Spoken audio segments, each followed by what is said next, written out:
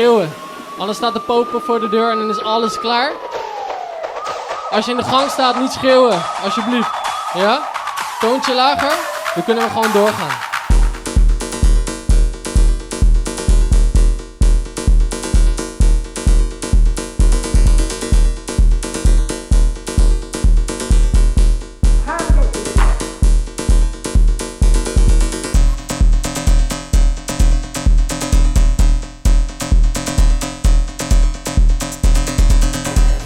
Als wij bij zich hebben, kunnen we gewoon chill muziek luisteren onderweg.